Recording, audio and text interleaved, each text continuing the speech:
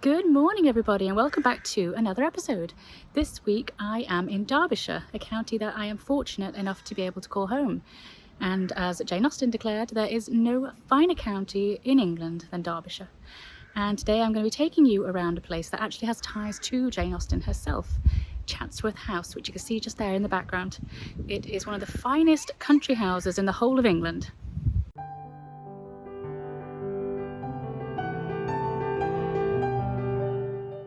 Chatsworth House in Derbyshire is an historic English country estate that has served as the home of the Dukes of Devonshire and has seen 16 generations of the Devonshire family since the mid-16th century, including some incredibly interesting characters such as Deborah Mitford, Kathleen Kennedy and Lady Georgiana Spencer. This is the Painted Hall, one of the most opulent, lavish rooms in the whole of Chatsworth House. The Painted Hall was the largest and grandest room built in the first Duke's lifetime, and it was used to welcome and impress guests. Built between 1689 and 1694, the windows, arches and the decoration on the walls and ceiling are original features. The first Duke was part of a group of nobles who invited King William and Queen Mary to take the throne, and as such he was rewarded with the elevation from Earl to Duke. The paintings on the upper half of the walls by Louis Laguerre show scenes from the life of Julius Caesar and ancient Rome. These paintings and their magnificent ceiling connected the monarchy of the time to Julius Caesar. They were made with the hope that King William and Queen Mary would visit Chatsworth and be flattered by this tribute to them.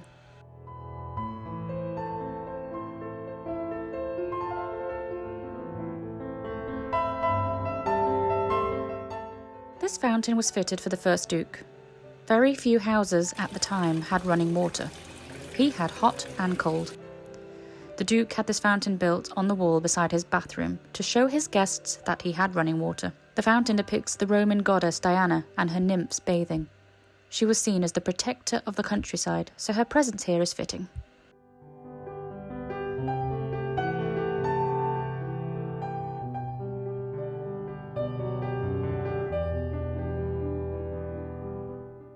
Welcome to the Oak Room.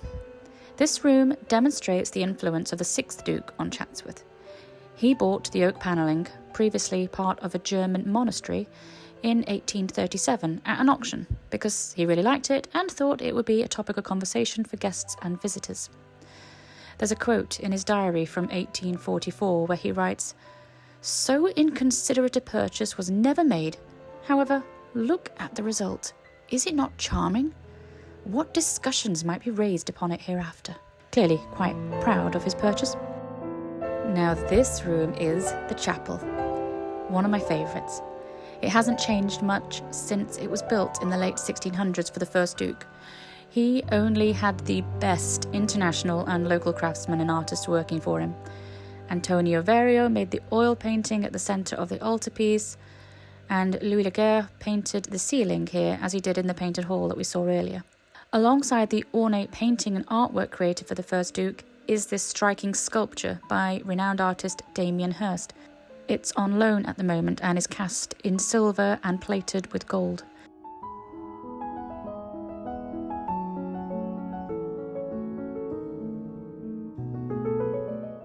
The history of Chatsworth begins with Elizabeth Talbot, Countess of Shrewsbury, better known as Bess of Hardwick. A native of Derbyshire and from a modest background, she grew to become the second most powerful woman in Elizabethan England, after Queen Elizabeth I herself.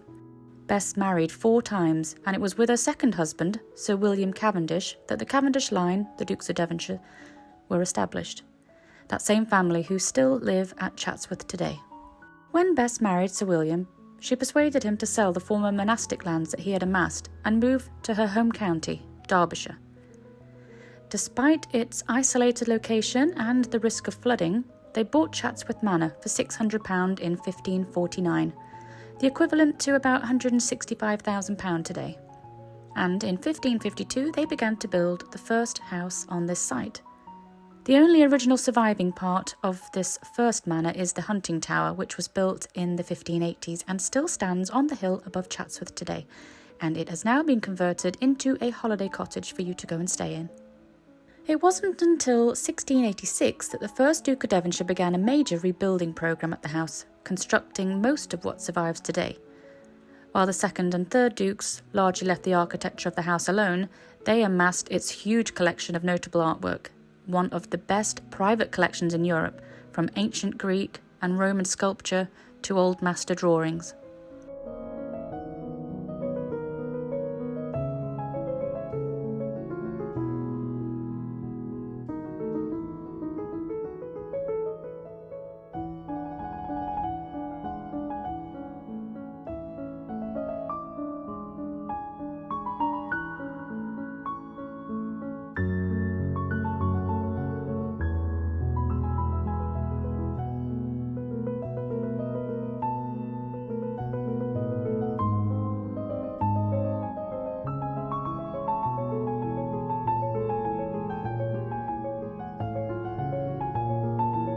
Here are the oak stairs, created when the 6th Duke added the north wing.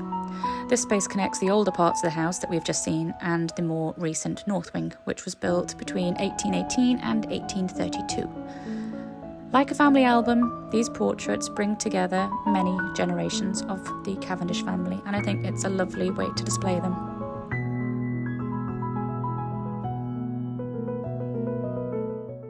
The oak stairs lead on to the library.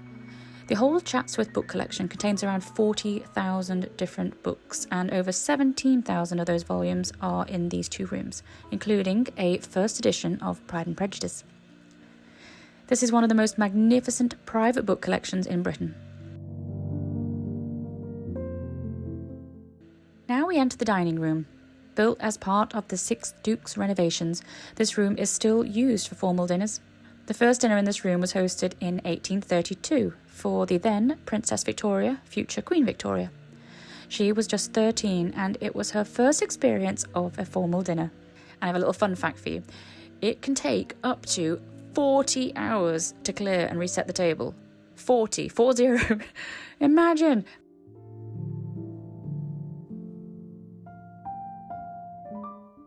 The final room to see before heading into the gardens is the sculpture gallery.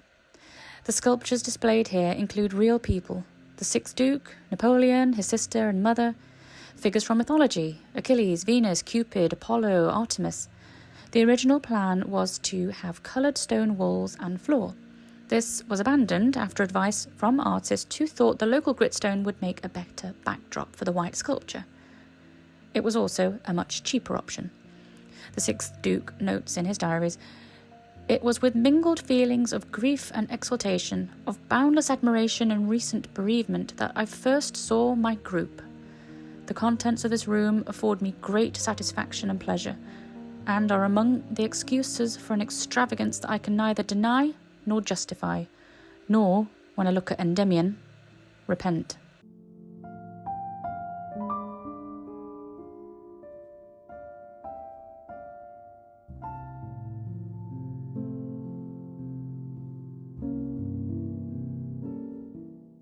I have finished my house tour now and I popped out into the garden. It's a 105-acre garden. The estate in itself is over 1,800 acres, absolutely monstrous. But the garden for the actual property itself is 105 acres, and it consists of loads of different style gardens, like this one behind me, which is quite cottagey in style. Really, really sweet, I think.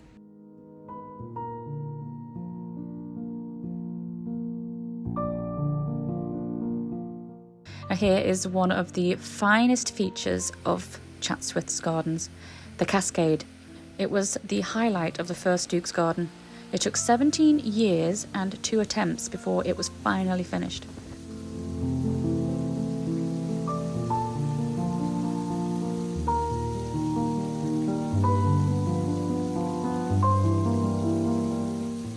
Each step is different, so that the sound of the water changes as it falls.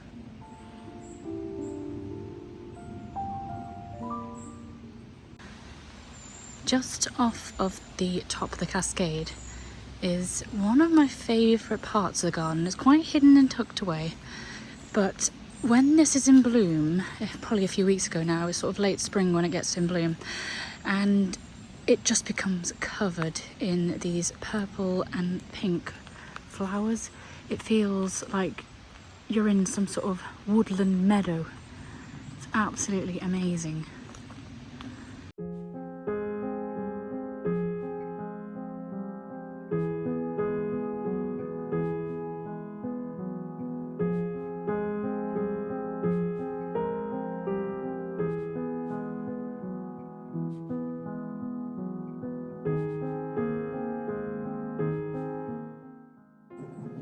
Down below, just through here, we can see there's the wall.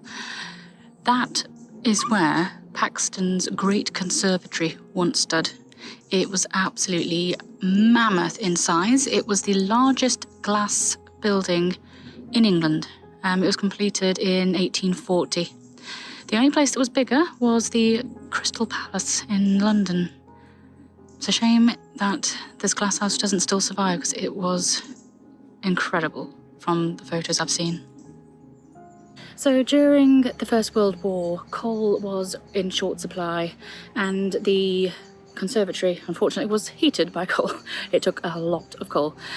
So it was left to go cold, and because of that, lots of the plants that were in there died because they were exotic. So after the war, the Duke decided that it was quite an unnecessary extravagance in the period of austerity after wartime, to spend so much money doing it up again and heating it with all the coal. So he decided that it would be demolished. So in 1920 it was demolished. They used £200 worth of explosive to blow it up, and yeah, it's levelled. So today it's just a nice pretty garden with a lovely maze in the middle of it, which we've had many hours of fun running around.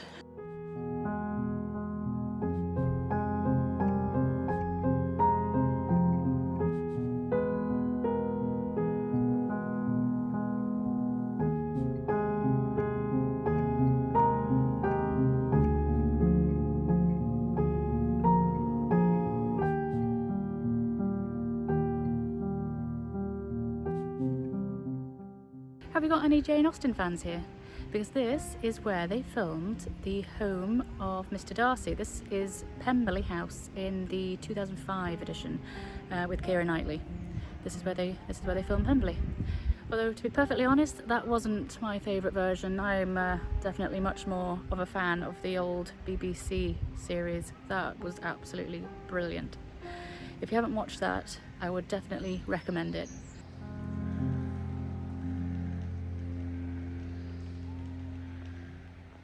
Now, we mentioned that Chatsworth had links to Jane Austen.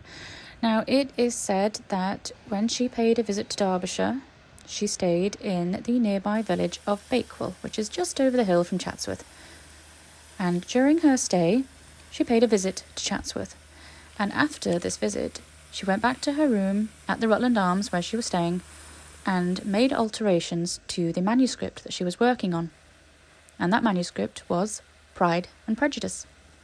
So it's believed that Jane Austen used Chatsworth House as her image for Pemberley. If you read in her book her description of Chatsworth, you can definitely see the striking similarities. The eye was instantly caught by Pemberley House, situated on the opposite side of the valley into which the road into some abruptness wound. It was a large, handsome stone building, standing well on rising ground, and backed by a ridge of high woody hills. And in front, a stream of some natural importance was swelled into greater, but without any artificial appearance. Its banks were neither formal nor falsely adorned.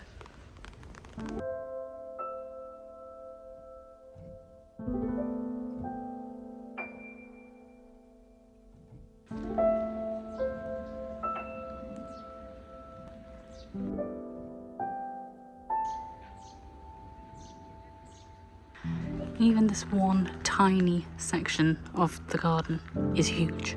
Can you see that guy all the way at the top there? He looks tiny.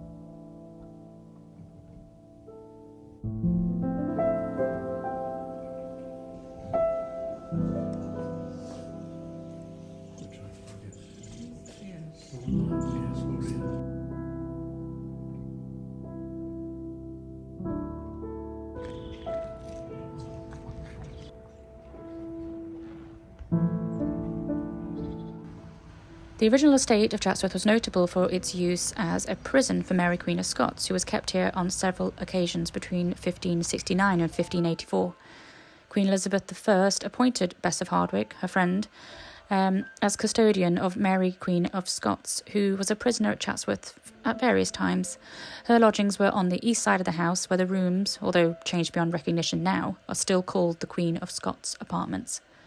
This curious piece of architecture here was said to have been built for Mary Queen of Scots. That was its only purpose, that's what it was built for, so that she could come out here and take exercise in the fresh air.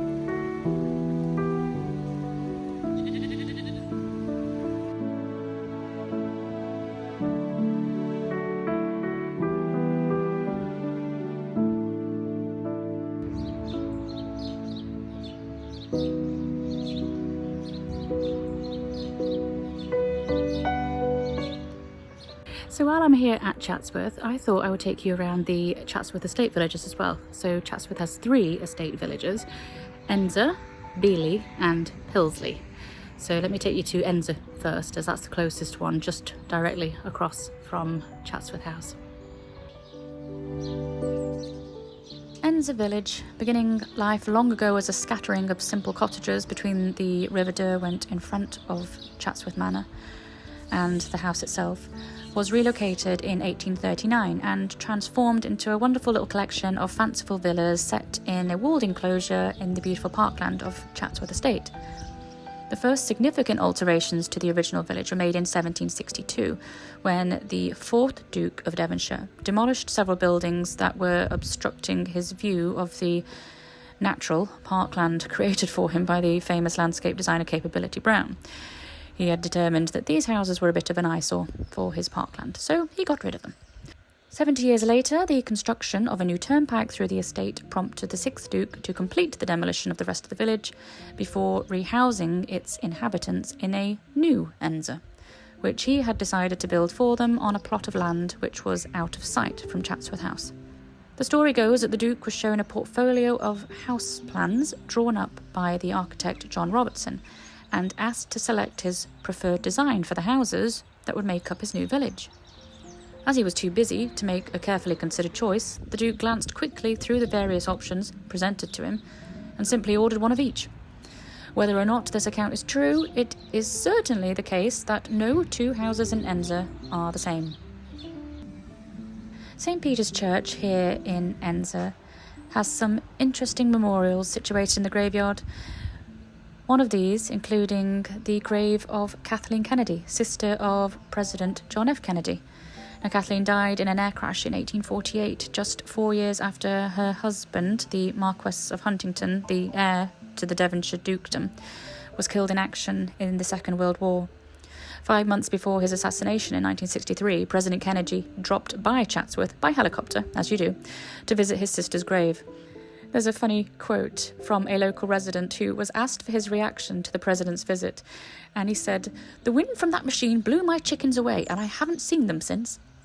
Quite comical.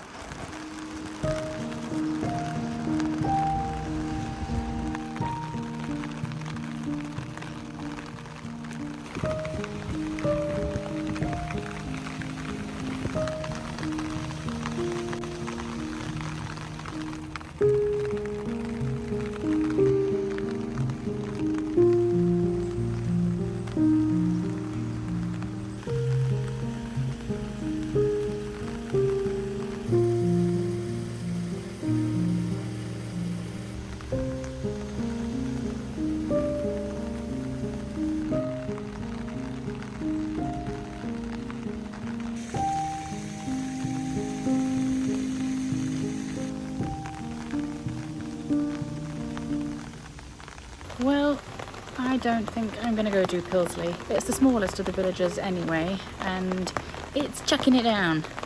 I have honestly never known a July as wet as this. It's just been ridiculous. Every single day it feels like in July we have had rain.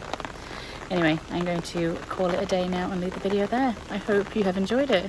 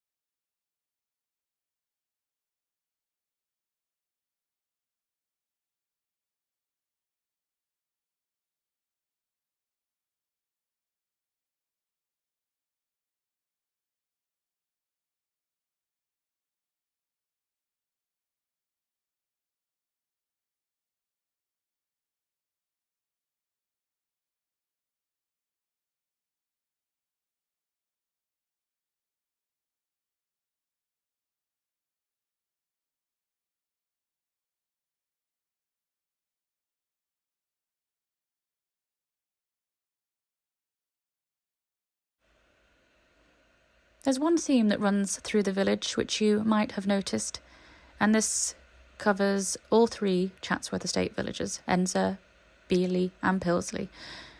It's that every single paint